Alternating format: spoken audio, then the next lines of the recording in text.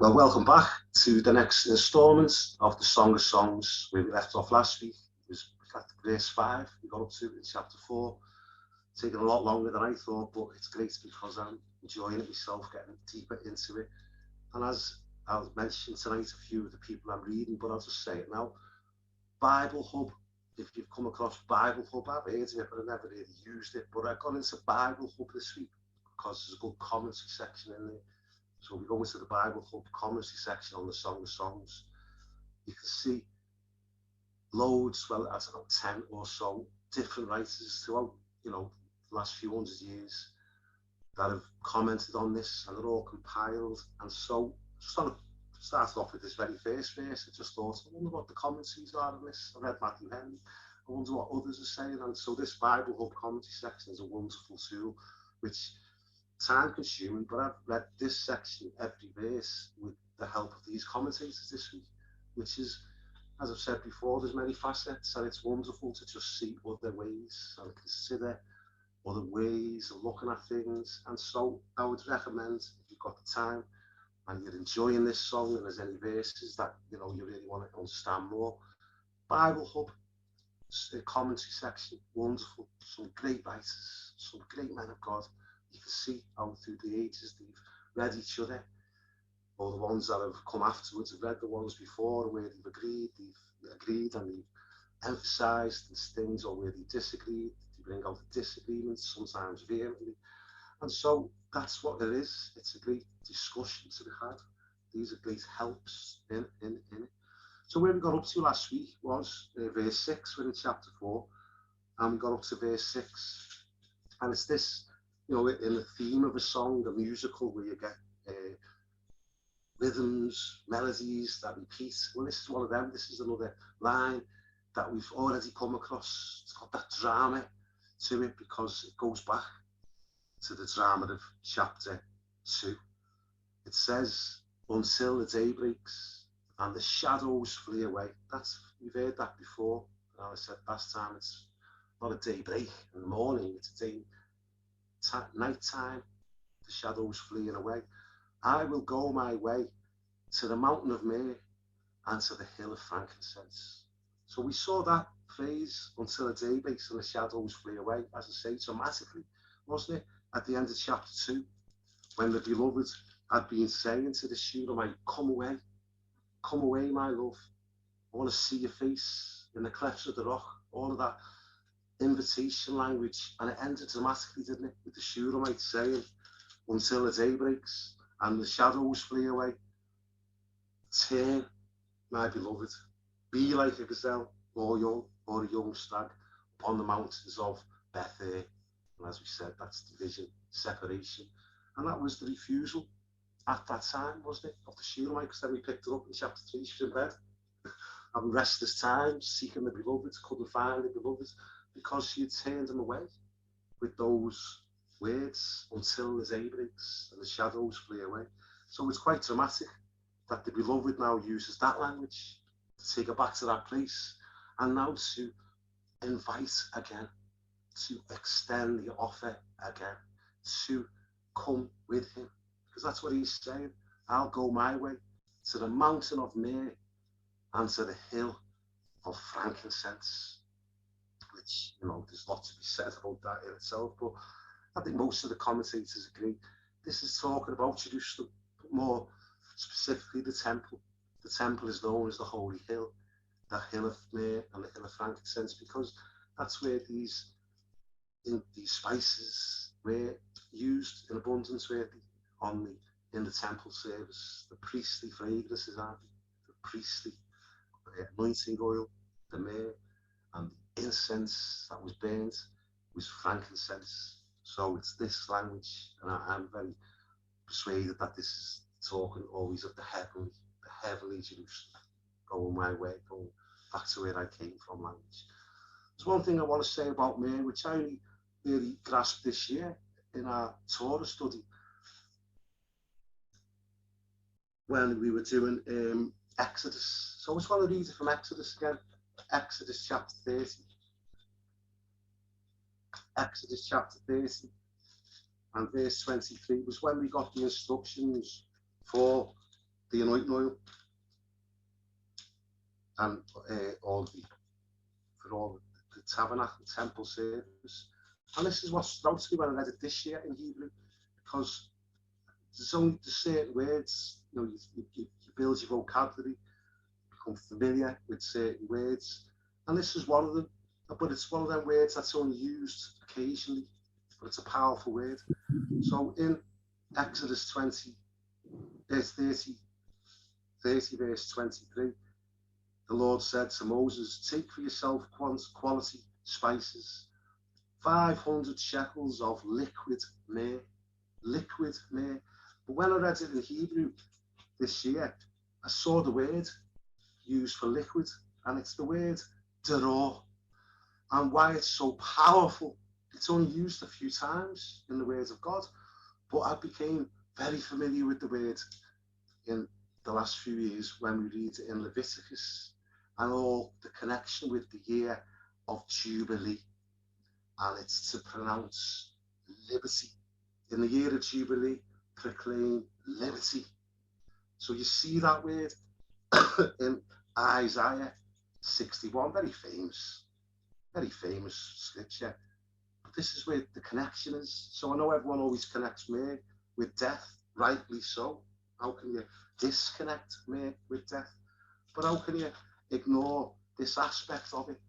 You know, our freedom comes through our death, doesn't it?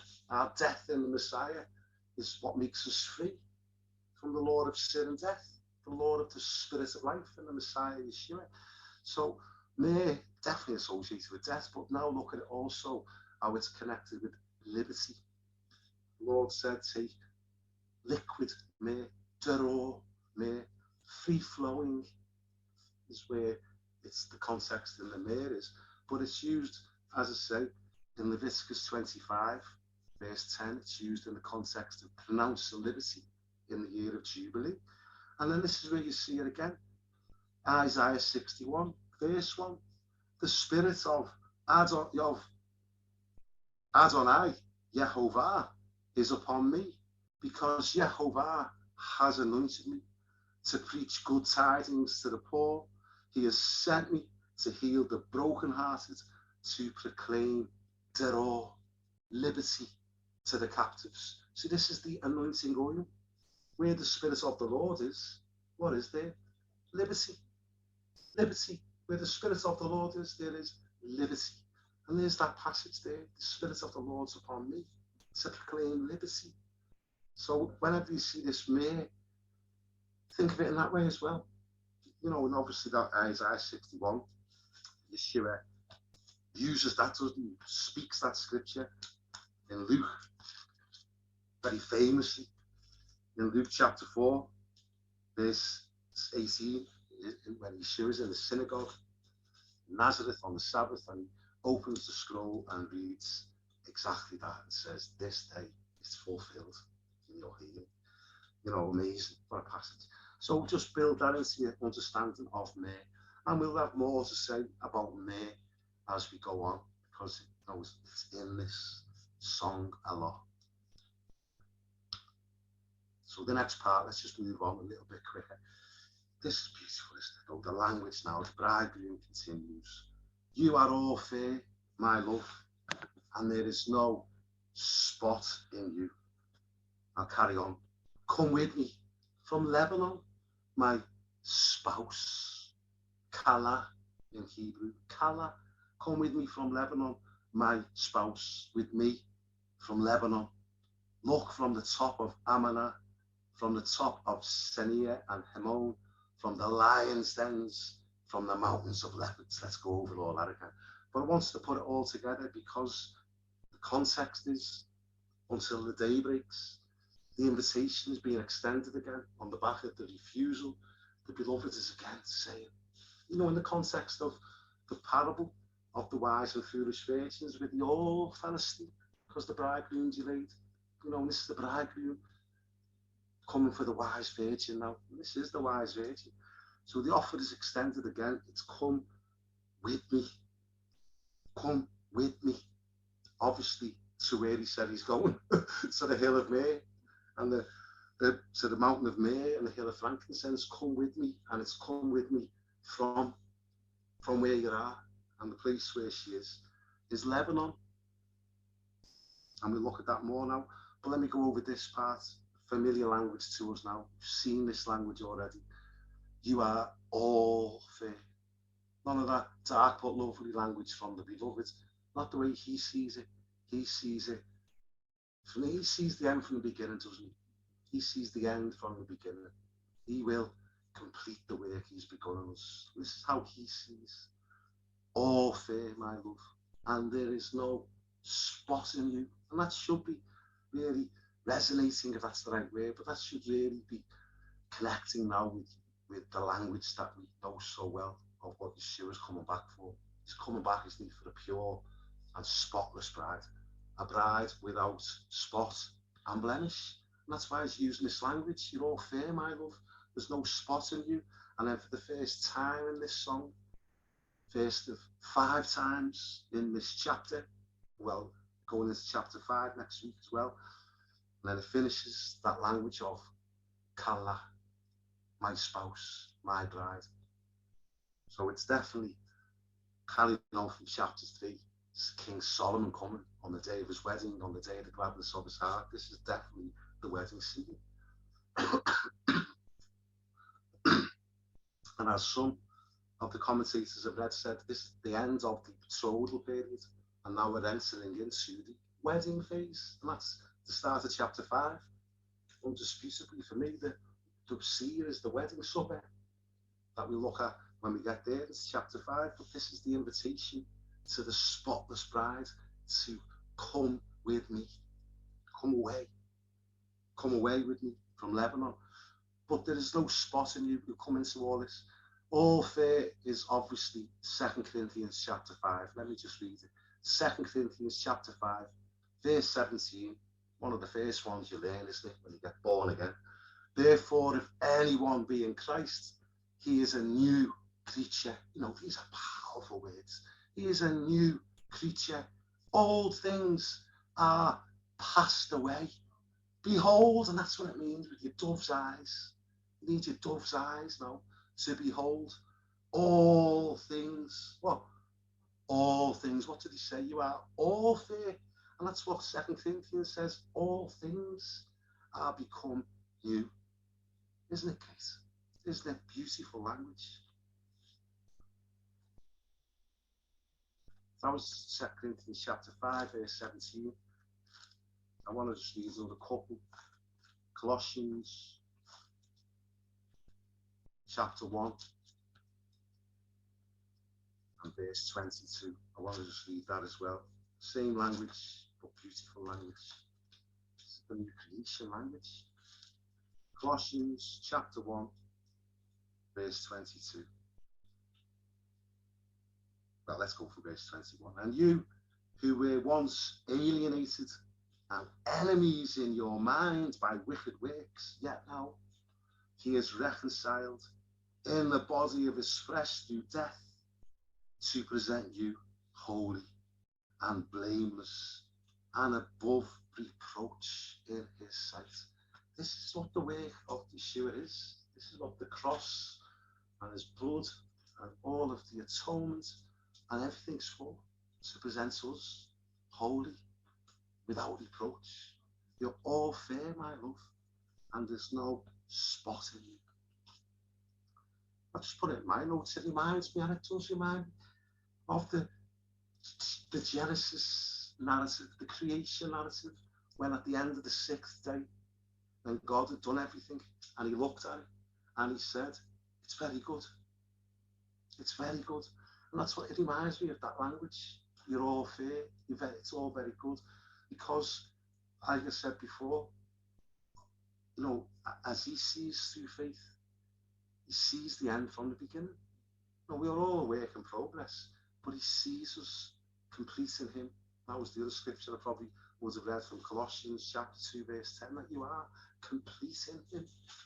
And that's what the whole message of Colossians is. You don't need anything else. You don't need anything else to justify you. Don't need anything else to make you right in his sight. You're all complete in the Messiah. His work's all sufficient. His atoning work is complete and all sufficient. That's the message of Colossians. But this is very faith, isn't it? Language. You're all fair. And there's no spot in you. All fair is the language that was used of Sarah and of Rachel. And I mentioned them and Rebecca, but it's used of Sarah that she was very fair, Yafa, and of Rachel, the wives of the fathers, Abraham, Jacob. And I mentioned them because we'll mention them again later. This family that we belong to. These are the mothers and the fathers, aren't they, of this faith that God raised up to bring the seed of promise through. So I just mention them now, that word for fair is the language that was used of Sarah and Rachel, and the beloved is speaking to his bride in that same way. Very Sarah and Rachel-like language. And it is that Peter refers to in 1 Peter, saying in 1 Peter chapter 3,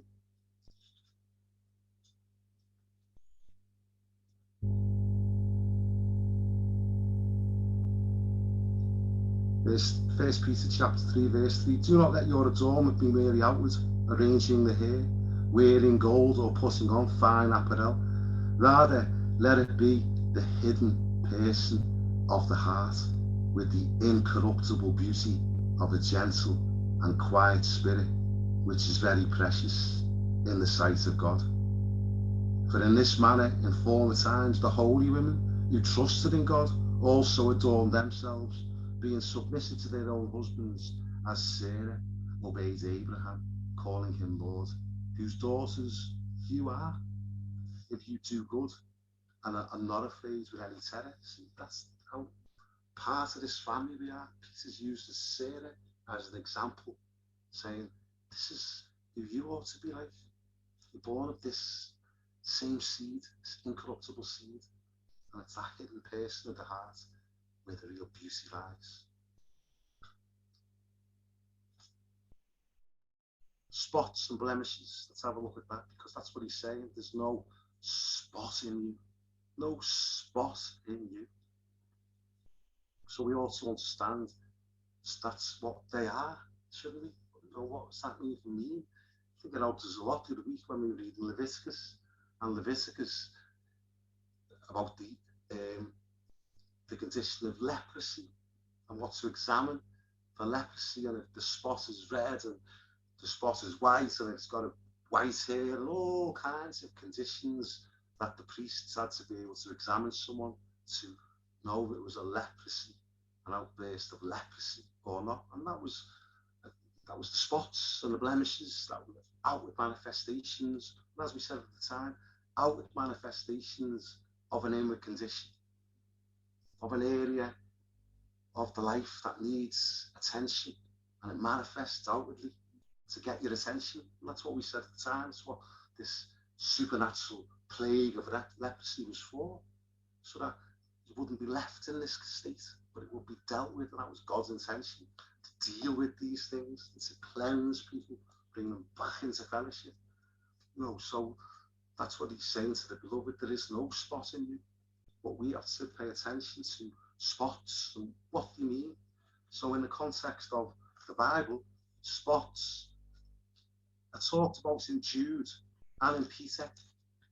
2 Peter chapter 2, he brings up this issue of spots. 2 Peter chapter 2, verse 13. Well, again, back to verse 12, but it's in this context, this message of what to watch out for. False teachers, people that come in with wicked motives to lead people astray for whatever their reasons, but Peter is warning about them. And in verse 12, 2 Peter chapter 2, verse 12, he says, but these, like natural brute beasts, remember that word, brute beasts, made to be caught and destroyed, speak evil of the things they do not understand, and will utterly perish in their own corruption, and will receive the wages of unrighteousness, as those who count it pleasure to carouse in the daytime. They are spots and blemishes. It's people. And that's what Peter's saying. Watch out for these. Don't have any fellowship with these, because these are contagious people. They're spots and blemishes, like leprous people. They're unclean. Beware of them. Don't be contaminated by them. James says a good thing about spots. James chapter 1. We need to understand this, because that's what Yeshua's coming back for. Spotless bride. He's saying to the Shulamite, that's you. You're all fair, my love. There's no spot in you. So she's obviously being careful who she fellowships with, etc. James 1, verse 27, or verse 26. If anyone among you thinks he is religious and does not bridle his tongue, but deceives his own heart, this one's religious is useless. Pure and undefiled or unspotted religion before God and the Father is this: to visit orphans and widows in their trouble, and to keep one's self unspotted from the world. You see how the language is there, isn't it? To avoid spots and blemishes. You need to take these things on board, because that's the language we're looking at. Back in Deuteronomy 32. Moses' final words. Deuteronomy 32, and again this is picked up on by Paul in Philippians. So in Deuteronomy 32 verse 5, they have corrupted themselves. They are not his children because of their blemish, a perverse and crooked generation. Do you deal thus with Yehovah, O foolish and unwise people? Get the message, don't you? Foolish and unwise, blemishes, it's all part of the same picture. And Philippians, as I say, Paul picks up on that in Philippians chapter 2. This language, this biblical language, he says in verse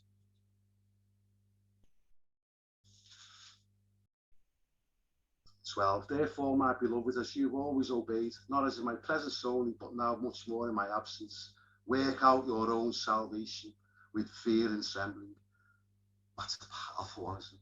And this is famous, for it's God who is at work within you, both to will and to do for his good pleasure. Do all things without complaining and disputing, that you may become blameless and harmless, children of God without fault, in the midst of a crooked and perverse generation, among whom you shine as lights in the world, holding fast the word of life, so that I may rejoice in the day of Christ, that I have not run in vain or labored in vain.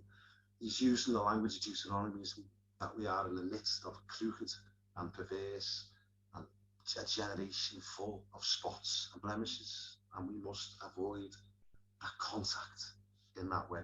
Hold out the word of life, but don't fellowship in that intimate way with spotty people. That's what we need to take care of.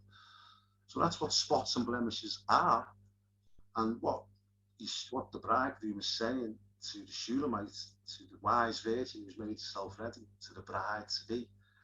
There is no spot in you, no spot in you. And this goes back to Leviticus language, Leviticus chapter 21, Leviticus chapter 22, speaking of both the priests and of the sacrifices. It says that these must be both without blemish. Moon is the Hebrew moon, spotless, without blemish. That's what the priests must be. Anyone who's operating in the Levitical priesthood couldn't have blemishes. And any animal that was a sacrificial animal, a clean sacrificial animal equally could not have blemishes. And when we understand that we are a priesthood, when we understand that we are to be living sacrifices. We're both the priests and the sacrifice, aren't we? You know, the priests, but we have to bring ourselves as living sacrifices. So when we know that in the Torah that they had to be both without blemish, this is the language Yeshua is using here. You are both priest and sacrifice without blemish. And it all comes together. And we probably use the language many times, but it's always good to read it. It's the famous passage from Ephesians. So it all comes together. Ephesians chapter 5. Ephesians chapter 5, talking about the husbands and wives, that relationship between husbands and wives.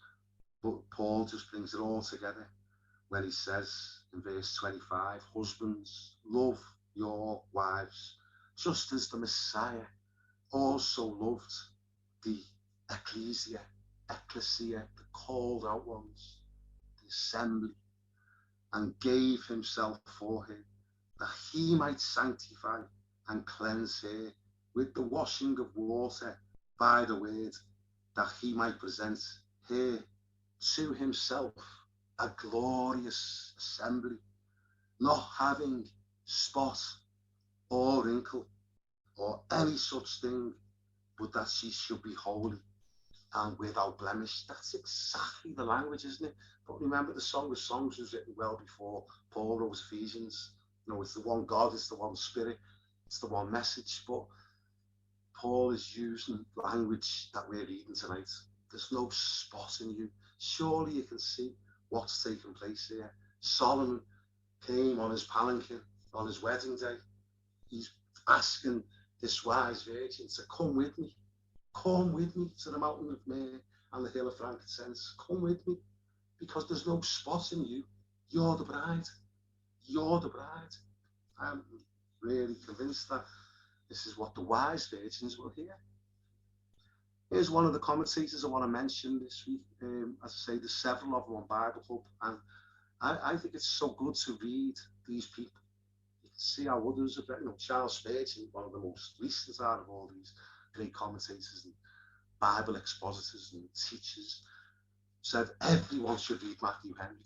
I mean, that's the way they were back 100 odd years ago. You know, they had time to do these things. And Spurgeon said everyone, not just people in the ministry, everyone should read Matthew Henry's commentary. So that's Charles Spurgeon's advice. And when you read Matthew Henry, you can see how he had read so and so and so and so. They're all part of the same family. You know, it's such great language to be in. Well, this guy's called John Gill. And he said, regarding this verse, there's no spot in it. Not that the saints have no sin in them.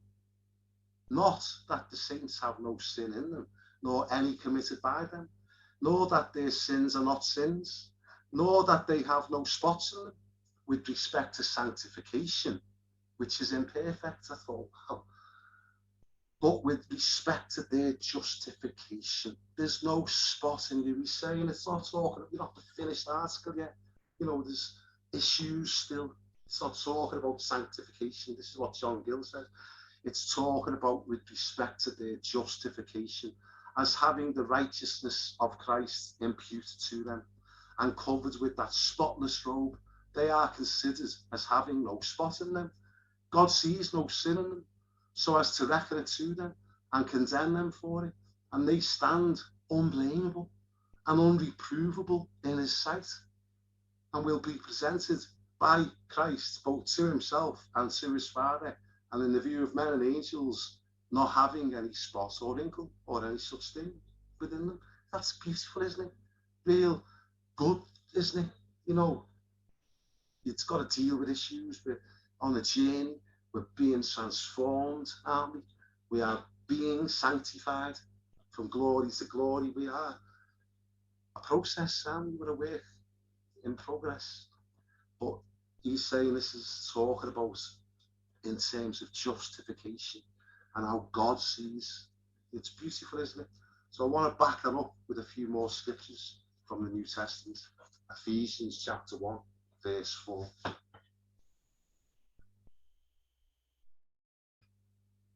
Ephesians chapter 1, verse 4.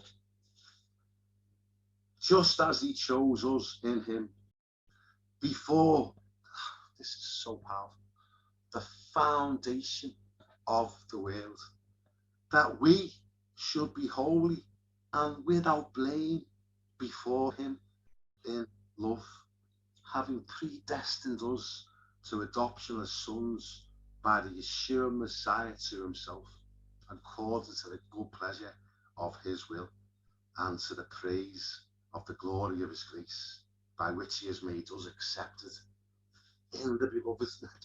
But this is the beloved speaking, isn't it? And he's accepted us in the beloved, predestined us, chose us in him before the foundation of the world, that we should be holy and without blame. Beautiful language, isn't it? Beautiful doctrinal mirror language. This is the mirror. Look in this mirror. See who you are. See who you truly are. See your new creation self. Understand what has been done, what is being done, and what will be done when we finally see him as he is, and when we're changed in the moment, in the twinkling of an eye, we see him as he is, and we'll be like him forever. See the end from the beginning. See with dove's eyes. See through faith. Encourage yourself. Comfort yourself. This is how God sees it. You know, and this goes right back to Numbers, famous passage in Numbers, which this language will come out again later. But just for now, it's that passage in Numbers chapter 23, when Balaam has been hired to curse Israel, and God just won't allow it, and God just fills his mouth with wonderful, beautiful words. And Balaam says in chapter 23 of Numbers, verse 21, he has not observed iniquity in Jacob, nor has he seen wickedness in Israel. See, this is how God sees. It's like what John Gills just said. He sees the righteousness of Messiah. He sees the doctrine of justification by faith. He's just and the justifier of those who have faith in the Messiah. Faith in the Messiah enables God to see us in the Messiah, in the beloved, without spot, without blemish, perfect in his sight. He sees no sin in Israel. You know, and there being plenty of it, but God's seeing through the Messiah. He sees the end from the beginning. He chose us from before the foundation of the world. The Lamb of God was slain from before the foundation of the world. It's so marvelous, but we can't just behold these things and pray for understanding into these things, and it will only help our faith. Anyway, let's move on, because we're saying it in the same passage really about come with me. So you're coming away from, and you're coming to him. And it says, come with me from Lebanon. My spouse, which we've already mentioned, Kala. This is the first mention in this song of spouse, Kala, very bridal. From Lebanon, Lebanon. Look from the top of Amanah, from the top of Sinir and Hemon, from the lion's dens, from the mountains of leopards. So it sounds quite a terrifying place, doesn't it? Lions' dens, mountains of leopards. And there's a lot in the commentaries which say various things. And something I came across last week when I was doing the Torah portion, and it was about Yom Kippur. Remember, I was reading from the Talmud, from the Yom Kippur writings about the amazing things that happened after Yeshua's death, regarding the scapegoat and so on. But in that passage, I came across other stuff which was like, wow, how timely, how timely to give an answer to what's this Lebanon about. You know, geographically, fine, but what's it paint a picture of? And as I say, there's various views on this. The other places that I mentioned, from the top of Amanah, top of Sinir. Sinir is the Amorite name for Mount Hemon. Sinir means snow mountain, which makes sense because Hemon's a pointy mountain, snowy peak, isn't it? highest mountain in the region. So these are high places. Let me just say it that way for now. They're high places, high places. And when it adds in the lions' dens and the mountains of leopards, it gets even more sort of warfare mentality to me. You know, in the language of warfare, it's not with flesh and blood, but against spirits and principalities in high places. So I get that out of it myself, but other people say other things. And so I do advise reading, especially as we go through this now, the commentaries. I'll bring out what I can, but they bring out great historical information, which helps all the time, and geographical information, which certainly helps with this series of places, the geographical information you can glean. But as we go through this passage, they bring out great horticultural and botanical information when we start talking about all the plants and so on and so forth. And they bring out things that I'd never have known or understood, but they just start to really give you more and more information on what's being said with all of the, as I say, the horticultural and botanical references that we come across about gardens and the like. So I would definitely recommend that. So I won't get through it all myself. But this coming with me anyway, coming to the mountain and coming away from Lebanon. Lebanon is highly spoken of in the Word of God. You know, in Deuteronomy chapter 3, verse 25, it's called that goodly mountain. We read of the glory of Lebanon, is that in Isaiah 35, verse 2, and how it smells so good, which obviously we see a lot of that, and the pleasant dew of Hermon in the famous Psalm 133, and the joy of Hermon. So it's got a good write-up in the Bible, Lebanon, in many ways. And this is what I came across when I read the Talmud last week in connection with Yom Kippur. And one of, you know, as I said, the Talmud's a lot of discussion and what so-and-so said and what did they say, and that's what it is. And so it says in this part of the Talmud in Yoma 39 that this, I call no man rabbi, so this guy called Yitzhak ben Tavlei said, why is the temple called Lebanon? Well, didn't know that. Why is the temple called Lebanon? Because it whitens the Jewish people's sins, alluded to by the root Lavan, which does mean white. Lebanon has got the root word Lavan, which does mean white. So I'm not saying I agree with this. It just makes me realize that in the Jewish understanding, the temple itself was known as Lebanon. Whether you agree with the reason is another matter, but here's another one. This other sage says, why is the temple called forest?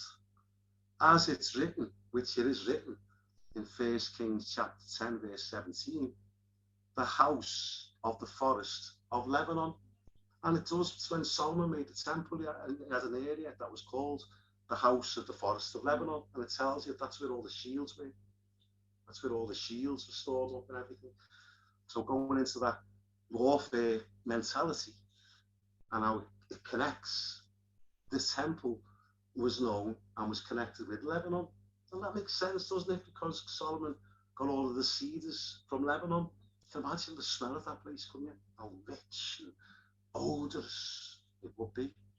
You know, beautiful, as it should be. This is a picture of the body. You know, that's the body odor that we want. You know, we don't want that horrible BO. We want the Messiah's body odor, the body odor of Yeshua. It's what we want, isn't it? It's what we ought to smell like. And so this language of the temple of Lebanon, the temple, but I would suggest this is the language of come with me from that earthly setup, which did become a den of thieves, you know, dens of lions, den of thieves, you know, that language is what I believe she was saying here, the bridegroom saying, come away now, come away from this place, come away from that. And then he says, look from the top of Amanah. That look is not your usual look, like to behold or see. It's a different one, and it's always used in the sense of to make a journey, or to make a departure. And that's what he's saying. Look away, come away from, look away, come away from these high places.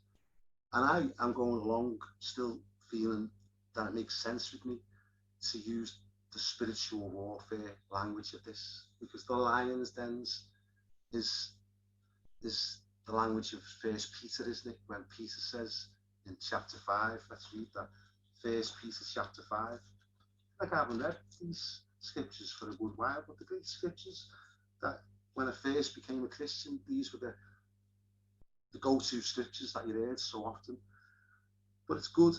First Peter chapter 5, verse 8, be sober, be vigilant, because your adversary, the devil, walks about like a roaring lion, seeking whom he may devour. Resist him, steadfast in the faith, knowing that the same sufferings are experienced by your brotherhood in the world. Praise the Lord. So there's no doubt about it. Lions, any mention of lions, you can see the satanic side of it. And I see this calling away of like, she's a warrior. She's in battle. She's not afraid. She's engaged in battle in these places. But the time has come now to come away. Well done, good and faithful servants. Enter into the rest of your master now. You've done well, but that's where his bride will be found, is what I'm saying, in these places. Not afraid to do warfare, not afraid to fight the good fight of faith. I find it interesting, I think it is just my mind, but that this whole come away with me, there's no spot in you. When you think about the Mountain of Leopards, that would be a very spotty place, wouldn't it? As Jeremiah says, and that's a famous phrase, can a leopard change its spots? Well, it's a biblical phrase. It's from Jeremiah 13. Can a leopard change its spots? And that's what I see here, these spotty creatures come away. But this sort of might pull it together. Hosea chapter 13, where you see these two wild beasts again mentioned together. Hosea, it's not as if there are lions, you see a few lions in the word, but you don't see many leopards. But here you crop up in Hosea chapter 13 in the context of judgment. In the context of judgment. Verse 6, when they had pasture, they were filled.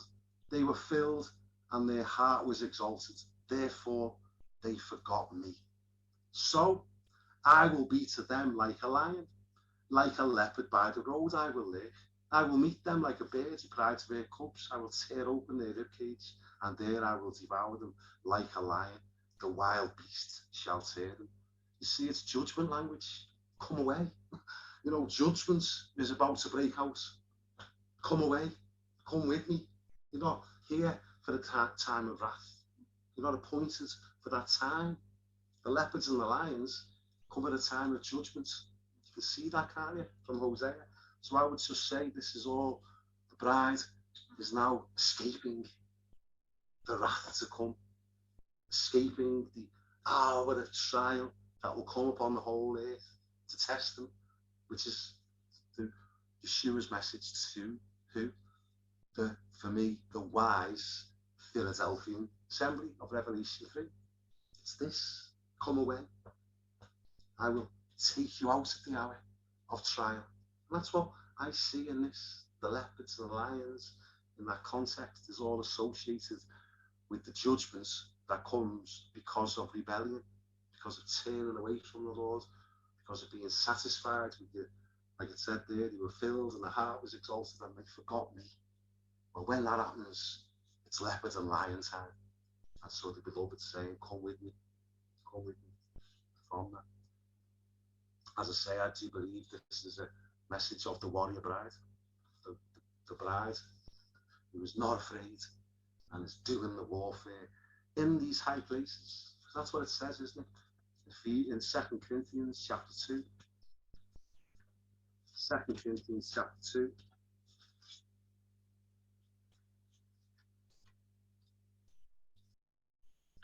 Yes, 2 Corinthians chapter 10, as I said. 2 Corinthians chapter 10, verse 3. For though we walk in the flesh, we do not war according to the flesh. For the weapons of our warfare are not carnal, but mighty in God, for pulling down strongholds, casting down arguments, and every high thing that exalts itself against the knowledge of God, bringing every thought into captivity to the obedience of the Messiah, and being ready to punish all disobedience when your obedience is fulfilled. Warfare language, high places, and Ephesians chapter 6 is saying pretty much the same thing, isn't it? You know, the armour of God passage in Ephesians chapter 6. Ephesians chapter 6, verse 12. We do not wrestle against flesh and blood, but against principalities, against powers, and against the rulers of the darkness of this age, against spiritual hosts of wickedness in the heavenly places. That's what I think when I see all of this come with me from the top of all these high mountains. That's what I get out of it. So I do say that this is the great escape. The Luke 23, watch and pray that you may be counted worthy to escape all these things that are about to come on the earth. I just see this. This is what this is to me. The wise virgin, the bride has made herself ready, and now the beloved is calling her away. And so we continue. You have ravished, verse 9, you have ravished my heart, my sister. And then it says my spouse, doesn't it? It does in my Bible, but it does say in italics, to be fair, because it's not in the Hebrew. He's saying, you have ravished my heart, my sister spouse. My sister spouse. You've ravished my heart with one look of your eyes, with one link of your necklace. You know, we're going back to last week's narrative of the neck and the eyes. Well, we'll come to it, but this language first we need to deal with. You've ravished my heart. That is beautiful, isn't it? You know, I mean, really, this is really the language of Yeshua, and how he really feels about his bride, about his wise bride. This is what she does to him. With one look of your eye, you've ravished my heart, my sister spouse. It's such beautiful language, isn't it? It really is. So powerful. Again, in the commentaries, I'm just trying to pick through it here, but one of them says how when it links to the necklace and one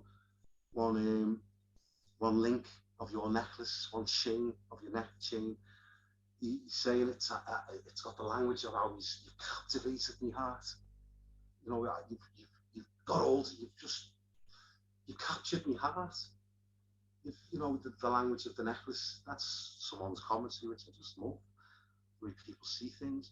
What I want to focus on for now is this first part, which we're familiar with in this group. I know we are, because we've dealt with it, and whenever we do the Genesis portions, and we come across Abraham, and we come across Isaac, and we see them saying these things, we always go to the Song of Songs to try and make sense of it. So we're going like backwards now, back to Abraham, back to Isaac by way of reminder. But you'll know what I'm on about, won't you, when I'm saying Abraham and Isaac with this language of my sister spouse. Abraham, didn't he say to Sarah, say you're my sister, say you're my sister, don't let them know you're my wife, my spouse, tell them you're my sister. And Isaac done exactly the same, didn't he, with Rebecca? He said, because of fear of the Philistine king, say you're my sister, don't say you're my wife, because they were both Yafa, they were both fair, they were both beautiful to behold. And so both Abraham and Isaac were afraid and said, don't let them know that you're my wife or they'll kill me, so that they can have you say you're my sister. So we always use that, don't we? And go, well, this is the language here that we're looking at. Yeshua, the beloved here, is using the language of Abraham and Isaac. Only the difference is, unlike Abraham and Isaac, the beloved's not afraid to everyone to know that you're my spouse as well. You're my sister spouse. You know, Yeshua was not afraid. to give his life for his bride. Abraham and Isaac used this language, and we say at the time, sister is a very close female relative, and that was true of Sarah and Abraham, and that was true of Rebecca and Isaac. So there was truth in the fact that just say you're a very close female relative, they weren't out and out lying, you know, they were truthful in that. They were truthful in what they were saying, but they wanted to hide the fact that they were married to these beautiful women because of fear. But Abraham and Isaac is a picture of the father and the son, isn't it? And they both use this language. And another word for Kala, when you see the word Kala, you know, we love it because Bowie Kala, come to me, my bride. But Kala is often and more often used and translated for a daughter-in-law. A daughter-in-law. That's why I say Abraham is a picture of the father, Isaac's a picture of the son. And so you can see this whole family arrangement, can't you? You know, that if we are the bride of the Messiah, and the Messiah is the son, you can see how the daughter-in-law applies in relation to the father. Kala means daughter-in-law, and it means bride. Well, they're the same person, aren't they? It's a different relationships within the context of marriage. You know, with the father, daughter, with the son, sister. You know, in the way that he said to Mary of Magdalene, go and tell my brethren. You know, he is the brother, isn't he, of us all? He is our brother. He's not ashamed to call us brothers. You know, Hebrews language, that he had to be made a little lower than the angels for the suffering of death, so that he could redeem us and become the firstborn of many brethren. Romans language, it's, you know, it's this family relationship language. Sister, amen, through his incarnation. Brethren, you know, same thing. And spouse, because as I said, the betrothal period has passed now, and it's now time for the wedding supper to come. The consummation of the marriage. That's the picture that we'll see more next time. But sister, because both he and she have the same father. Go and tell my brethren I sent to my father and their father, our father, you know. My sister, my spouse, Kala, spouse. And that comes from Kala, comes from Kalal, which means to complete or made perfect. That's right. That's the language. That's what the bride is. One who is complete. One who has been made perfect. As Gil said, it's a message of you are perfect and complete in the sense of justification. And you are being made and being sanctified and will be completed on that day. Hallelujah.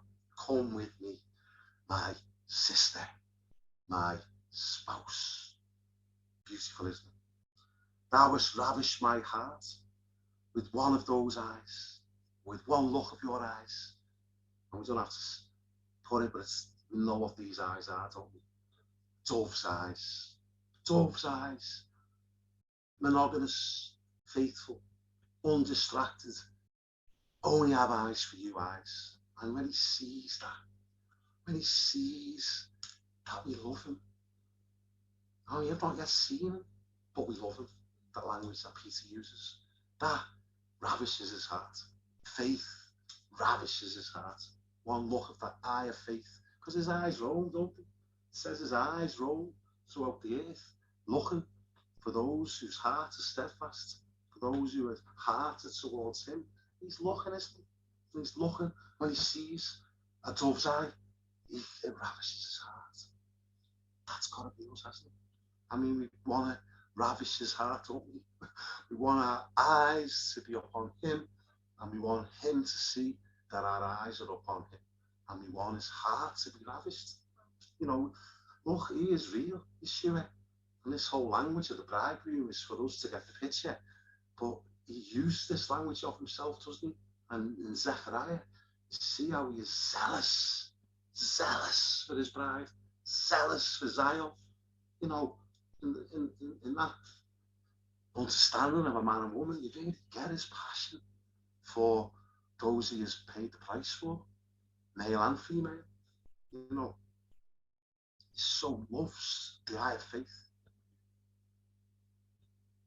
Matthew Poole, another one of these great commentators, Matthew Poole, says that the ancient custom of virgins used to cover their faces with a veil and look out with only one of their eyes for the direction of their steps.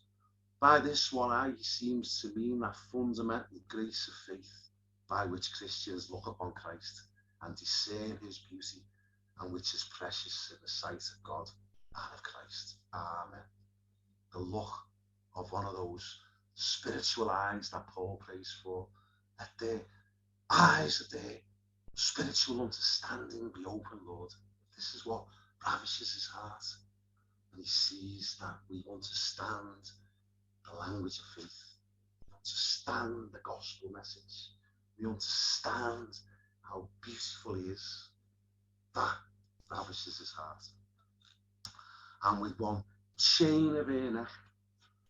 Well, let's go to Proverbs. As we know, Solomon wrote Proverbs. He wrote the Song of Solomon, the Song of Songs, and he also wrote Proverbs. So there's some wonderful interplay between these things.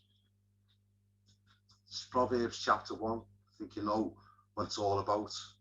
Wisdom, knowledge, wise counsel, etc. And in chapter 1, verse 8, my son, hear the instruction of your father, and do not forsake the law of your mother, for they will be a graceful ornament on your head and chains about your neck. With one look of your eyes and one link, just one link of your necklace. You know, you can see what the necklace is there, can't you? Proverbs is telling you. It's keeping the instruction of your father and the law of your mother. That is a chain about your neck. And it's that obedience. It's that sticking within the family of faith, obeying your mother and father, you know, the faithful ones, the ones who bring instruction. These are the people that when we follow their ways, it's an adornment on our head and on our neck. This is what captivates his heart. So he carries on. How fair is your love? Same language, Yafat, fair. How fair is your love, my sister spouse? How much better than wine is your love? And the scent of your perfumes, or in Hebrew, shemen, oil, than all spices. How fair is your love, my sister spouse? And then he uses the language she had used earlier. Remember in chapter 1, she said this, didn't she? Let him kiss me with the kisses of his mouth. Your love is better than wine. And he's saying the same. How much better than wine is your love? And the scent. And now we really go into this language now of the fragrance of the wise virgin. The smell of the bride. We've said it many times, but it should be no surprise that she smells like the beloved. The smell of each other. But she gets it all from him, as we've read a few times in different contexts, like 2 Corinthians, isn't it? The chapter 2, that we are the fragrance of the Messiah. You know, so it's no surprise that the scent of your oil is better than all spices, because the scent of your oil is his fragrance. And again, I've said many times, but connect this with Psalm 45, please. You know, Psalm 45 goes with this so well. Psalm 45 is all about the Messiah and what he smells like, and it connects so well with what we're eating here tonight. Very similar. So, how much better than wine is your love? Back to John Gill. Her love to Christ is more pleasant, more cheering, and more acceptable to him than the wine of legal sacrifices, or than all burnt offerings, or than any other duty whatever. And that's right, isn't it? Your love, because that's what Yeshua said when he was asked, what's the greatest commandment? And he said, the greatest commandment is to love God. That's the greatest commandment. The greatest of all the commandments is to love God with all your heart, with all your soul, with all your mind and all your strength. And the second's like it, love each other. And that's what he's saying here. How much better than wine is your love? This can only mean you love God and you love each other. Yet you are excelling in this love. That's what he's saying. How fair is your love, my sister spouse? How much better than wine is your love? And I like what John Gill brings out there, going back to the old covenants, the legal sacrifices, the things that is very clear through Jeremiah and Psalm 51. You take no delight in these things. You know, in I think it was Mark chapter 12 when Yeshua was saying the greatest commandments of all, and the wise guy that asks him that says, oh, that's right, and to love the Lord's better than all sacrifices. Amen. And that's what this is saying. Your love's better than that. Your pure love and understanding of the Messiah is better than the old sacrificial system, because it was all pointing to him anyway. And he desires the sacrifices of the heart more than all burnt offerings, doesn't he? He wants genuine love. He wants you to love him, not be doing sacrifices and religion in that cold, non-intimate way. He wants it in love. That's better than wine, better than the sacrificial offerings. And your scent of your oil,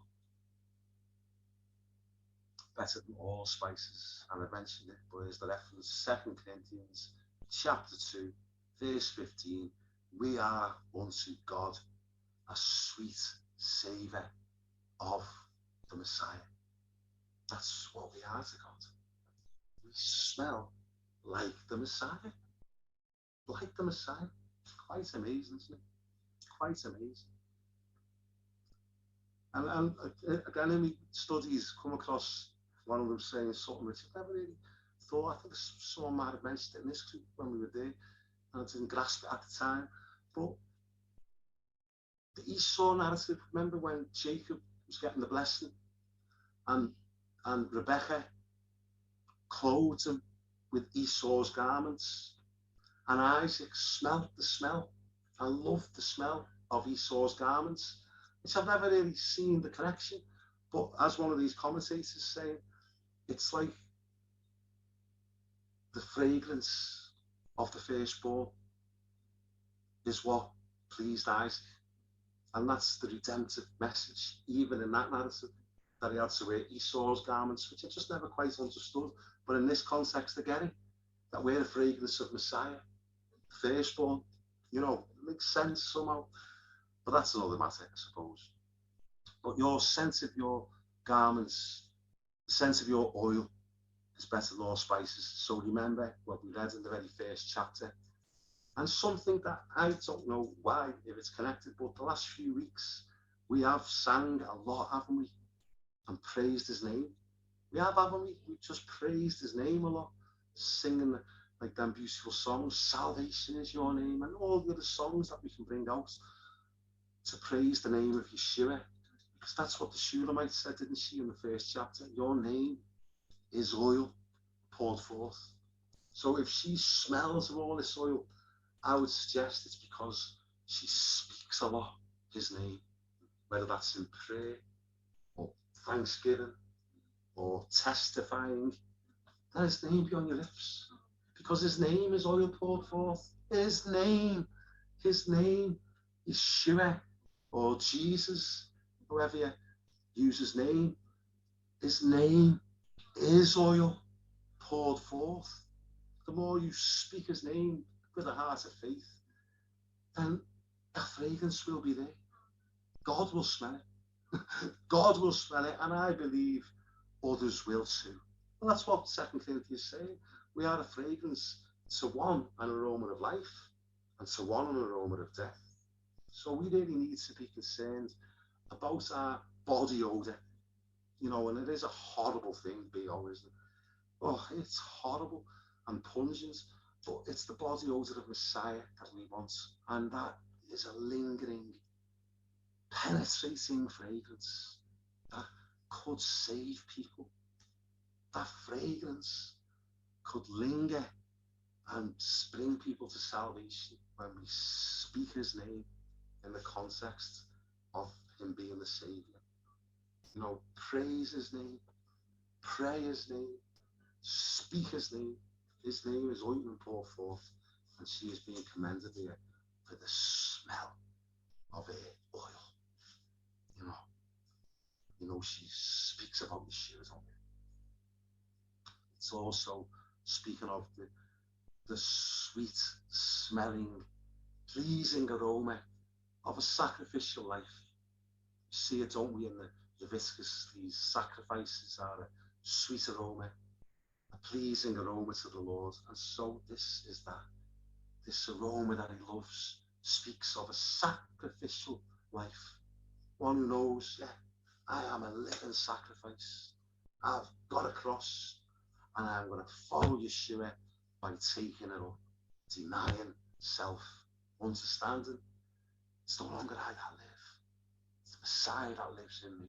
That is the language, that is the understanding that we can apply, you know, you're walking. But let's move on. Still a lot to get through tonight, obviously. Your lips, back to the lips. Your lips, oh my spouse, drip as the honeycomb. Honey and milk are under your tongue. And here we go again. The fragrance of your garments is like the fragrance of Lebanon. And we spoke about Lebanon, haven't we? I mentioned what that temple connection. So we definitely commending her as a priest. You know, she smells like a priest would smell, the fragrance of Lebanon. But this lip language, we've been with the lips last week. Remember the lips last week? And what were last week's lips? Scarlet lips. And where did that take us? Into Rahab, the narrative of Rahab. So we've already touched on these lips, these beautiful lips. Your lips, O spouse, drip as the honeycomb. Honey and milk are under your tongue. What's that remind you of? Honey and milk. Well, that's a good shout, and we might go into that, but I think we'll go back to that next week. Next week in chapter 5, you see the beloved, the bridegroom, say these things. I've drank my wine and my milk. I've eaten my honey. So we'll definitely be back there next week with a bit more on the honey and all of that. But just the first, for me, and the most obvious reference when you ever hear milk and honey put together. Milk and honey. It's the language that is the description of the promised land, isn't it? The land that I'm taking you to. I brought you out of Egypt, brought you out of that horrible oppression and that servitude and that bondage, and I'm bringing you to a land of milk and honey. So whenever I see that honey and milk are under your tongue, I think, well, she's obviously someone who talks about the promised land, and that is Israel. But more importantly, it's the kingdom. You know, the lands of Israel is a picture of the kingdom age. And all the earth is the Lord's, isn't it? Not just some plot of land. That's the land he chose to bring the Messiah into and to bring his Torah to. But the whole earth is the Lord's. So the land of milk and honey speaks to me of the kingdom age. The land of promise. You know, the new covenant. The promise is the Spirit. The Spirit is the promise. The promise is the Spirit. So it's talking about the new covenant promises. It's talking about the lands of promise. The promised land of the kingdom age is how I see the lands of milk and honey. You know, it was never fulfilled to Israel, was it? On the contrary, but it will be fulfilled. Israel will be part of it. and that geographical land will be part of it. But it's those who speak of the promises of God, you know, not just the land, but the whole covenant of promise. That's what Galatians speaks of, isn't it? The covenant of promise. And this faith is all based on promises that God made. And when he swore to Abraham, and he swore to David, and he promised things, that's the land of milk and honey. And so for the Shulamite to have milk and honey under their tongue, she's clearly someone who speaks of the promises, talks of the promised land, talks of the kingdom to come. Again, whether that's in prayer or praise or preaching, you know, preach the gospel of the kingdom. That will be a lips that drip honeycomb, drip honey, and speak of the land of milk and honey. That's how I see it. Milk and honey. Sweet language, you know, sweet. This is interesting. I thought, again, from Gil, it was actually a delicacy that the ancients used to eat, a cake made of honey and milk called candylos or candylos. And it says it may be further observed that such a mixture of milk and honey with poppies in it was given to the newly married bride and drank when brought home to her husband. In the ancient customs, a mixture of milk and honey with poppies in it was given to the newly married bride and drank when brought home to her husband. Like, wow. I mean, these things I would just never have known. These are great people, these expositors, these Bible teachers, you know, the people of the Reformation, when the shackles of Catholicism was loosed and people got the words of God, people translated it into English, and then the studiers came along. You know, one of these guys I'm reading could speak fluent Greek by the age of 11. You know, they weren't playing PlayStations and they weren't doing that. They were studying the Bible. And by the age of 11, one of these, I think it might have been one of them, I'm not sure it was Gil, but one of them could speak fluent Greek. You know, they were well versed in this language and had time to study and bring these little nuggets, that is, to me, that it was a bridal drink, milk and honey on the wedding day when she was brought back to the home of her husband. I'm not surprised he's saying this to her. Your lips drip as the honeycomb, milk and honey are under your tongue. And we'll come back to the honey next week, definitely, because it's in chapter 5. The smell of her garments, said many times, garments, always associated with works. Because it says in Revelation chapter 19, verse 8, that the bride was arrayed in fine white linen, which is the righteous acts of the saints. Perfumes. Lebanon, you said about Lebanon already. There's a little bit more from them passages that I thought was obviously exaggerated, but just the love that the Jewish people had for the temple and for Jerusalem. You know, it says again in that Yoma 39, furthermore, the goats that were in Jericho, and Jericho's some way from Jerusalem, you know, I think it's a good 7 miles or so, good way, so it's obviously an exaggeration. Furthermore, goats that were in Jericho would sneeze from smelling the fragrance of the incense that burnt in the temple. The women that were in Jericho did not need to perfume themselves, since they were perfumed by the fragrance of the incense which reached there. A bride that was in Jerusalem did not need to adorn herself with perfumes, since she was perfumed by the fragrance of the incense which filled the air of Jerusalem. Now, I'm sure there's a bit of exaggeration in there, but you get it, don't you? The way they were portraying the holy city and the smell of that city. The temple fragrances filled the air. I don't know if the goats were sneezing in Jericho, but the brides in Jerusalem just were covered with that smell. And that's what the bridegroom's saying. The fragrance of your garments, it's like Lebanon. It's like the temple. You truly are what you're meant to be. You are called as a New Testament believer to be a kingdom of priests, aren't you? You are part of the royal priesthood. So you should smell like royalty. You should smell like a priest. You should smell like someone who is in the holy place, doing priestly duties such as intercession, which is the altar of incense, isn't it?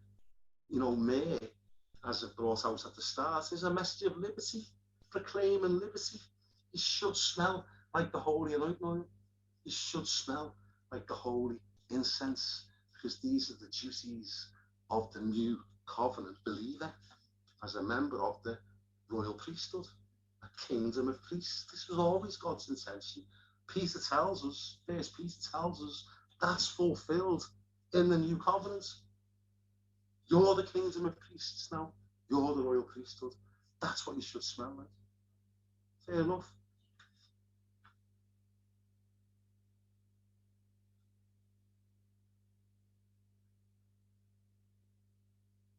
I've said many times about Psalm 45, the way the Messiah smells of all these things that we'll get into. But let me just read a few scriptures about putting on the Messiah. Romans 13. Because this is the only way. We can't do this in and of ourselves, can we? It's not our own acts of righteousness that are going to achieve this. It's only through understanding the new covenant and what has been achieved, what has been done.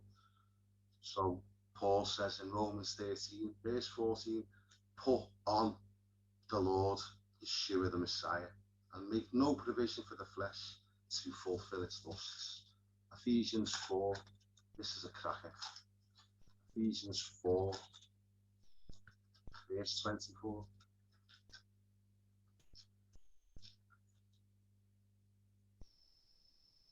Ephesians 4, verse 24, and that you put on the new man, which was created according to God in true righteousness and holiness. It's like he's like back to the garden. He made the garments. The fig leaves aren't going to do it. God had to make the garments. God had to clothe them with these pictures of the garments of salvation. And that's what Paul's saying. Put on the new man.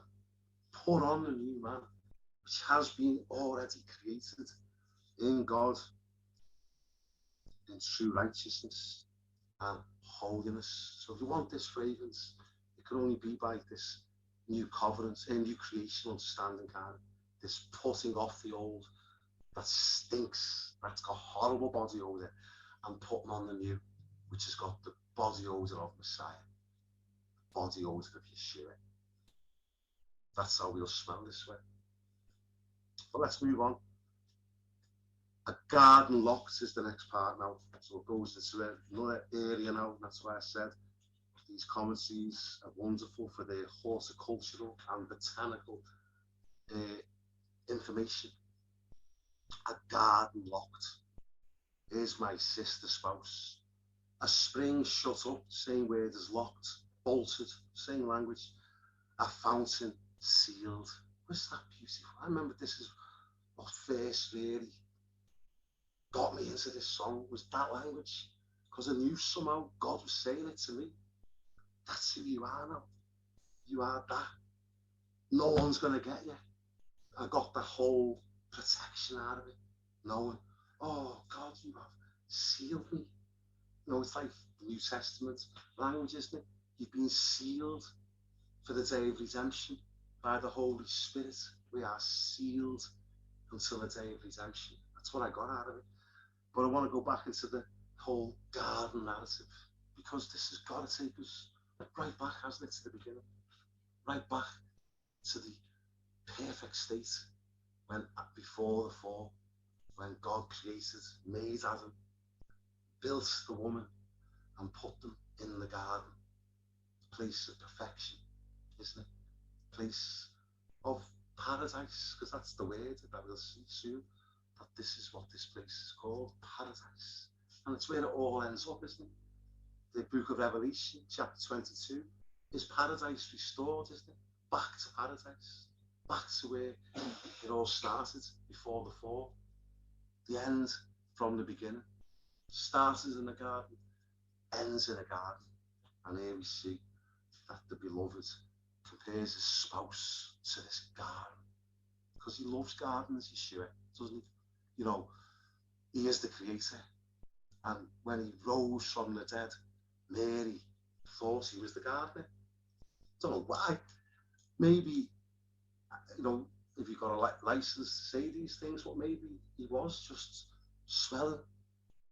You know, it was the beginning of the new year, wasn't it? When he was risen from the dead. It was the first month of the year, springtime. Maybe he was just loving the smells of the Garden of Gethsemane.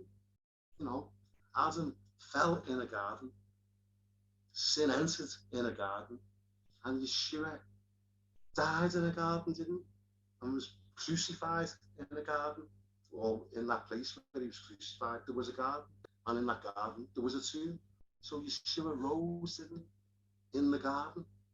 The whole first Adam and last Adam is all got a garden as the backdrop to it all. So he's saying to his spouse, a garden locked is my sister spouse. Solomon loved gardens. Ecclesiastes chapter 2 tells us these things. You know, this is the Song of Solomon. He's a picture of the Messiah. He's the son of David. And Ecclesiastes chapter 2, verse 5. I made myself gardens and orchards, and I planted all kinds of fruit trees in them. I made myself water pools from which to water the growing trees of the grove. I acquired male and female servants. I had servants born in my house. Yes, I had greater possessions of herds and flocks than all who were in Jerusalem before me. And it carries on. But you can see how Solomon was a gardener, or how he made gardens, you know, and this is what's getting depicted here. The allusion, Gill says, is to a garden near Jerusalem called the King's Garden, which was shut up and only for the king's use and pleasure. This is a secret garden, an enclosed garden, not like the park that anyone can go into. A private garden. You know, a few miles down the road from here, there's a stately hall, isn't it? Knowsley Hall, is it called? You know, Lord Derby's estate. And there's a garden there by a very famous gardener, the most famous gardener, the pioneer of landscape gardening in Britain and Europe was Capability Brown. And he'd done the garden down the road. And when you go there, they ask you, don't take photos. You can't take photos. It's a secret garden. It's private. You can't take photos of it. Amazing, because that's the way it was in these noble, stately places. They had private gardens. And even to this day, please don't take photographs to maintain its dignity. You know, it's so beautiful. Capability Brown made a garden down the road and made them all over the place. All Europe got onto it and copied his designs, because gardens are beautiful, aren't they? And as I've been in this narrative this week, and the fragrances that I mentioned, and this picture of luscious, flourishing gardens with pools, it's just beautiful. That's what a king's house is like. You know, the garden of the king is what we're looking at here. A garden in Hebrew is a gan. You know, you've heard of Gan Eden, haven't you? The Garden of Eden, Gan Eden. And it comes from the word Ganan, which means to defend. And that's what I got from the word going. This was like God's real protection over us. You're my garden, and you're enclosed. You're sealed. No foxes are going to get in here. You know, it's mine. It's for my delight. It's for my pleasure. That's what's getting pictured here. Yeshua is the gardener. Oh, Yeshua said the Father is the vine dresser. He does all the pruning and that. And that's the picture here. This garden's been well cared for, well looked after. You know, it's not a garden with thorns and thistles choking the life out of the lilies and all the other beautiful plants. It's well cared for, well tended, well looked after by the gardener. It's his garden.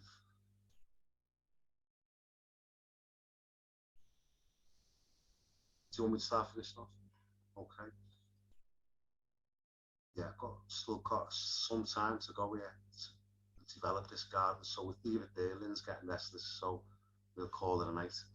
So leaving it there for now. A garden locked is my sister spouse, a spring shut up and a fountain sealed. And next time we'll go more into the more fuller picture of the garden. So amen, we leave it there. Let's just pray and close it off. Heavenly Father, thank you, Lord, for this Song of Songs. Thank you for this beautiful word of God and all of the power that's locked in it. All of the powerful words of life that can penetrate, get beneath the surface and work within us. I'm grateful, Lord, for the good reports that I've heard back from people about this is doing something to them, about they're getting something out of it, and how it's affecting their prayer life and the way we pray. You know, I've just finished with this week. I've had real opportunity to prick myself on the thorns and thistles, haven't I, the cares of this life. You know, I'm that way inclined.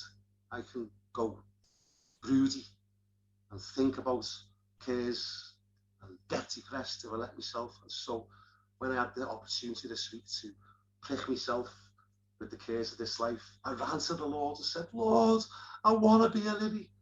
I don't want to be affected by the cares of this life. I want to be in your word. I want my thoughts to be in your word. I want to meditate. I don't want to be getting bombarded with anxious thoughts and cares. Help me to be a lily. And I was using this language, and I know it helped me, because I know without God's help, I'd have been in a pit, wouldn't I, of anxiety and stress. But I know through the words of this song, it helped me to use the biblical language and say, God, I want to be a lily.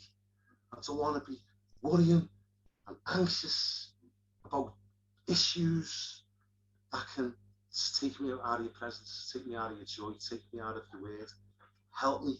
And so I know that other people are being affected by these simple language that we're reading. Simple but deep. But once you see it for what it is, it really helps you, doesn't it? To pray for dove's eyes. All of these things we've looked at. Pray that you can be a lily. Be a lily. Don't toil, don't spin, don't be stressed, don't strive. Just trust the Lord. So it's really helped me, and you know, I'm praying. So thank you, Father, for this. I can testify to how it's helped me, this language. And for anyone else that is being blessed, thank you, Lord. Thank you for this. Thank you for the beloved, the Son of God that you gave. Thank you, Lord, Yeshua, that you are the beloved. And it is because of your great love for us that you did this. That you went to the hill of myrrh and frankincense. That you laid down your life sacrificially so that we could be saved and redeemed. So grateful tonight, Lord. Pray, help us to continue in this at the right pace and to complete this book in Yeshua's name. Thank you, Father. Amen. So thank you for joining us, and see you next time, which will probably be next Tuesday, but we'll let you know. Thank you. Thanks, Steve. Bye-bye. Thanks, Donna.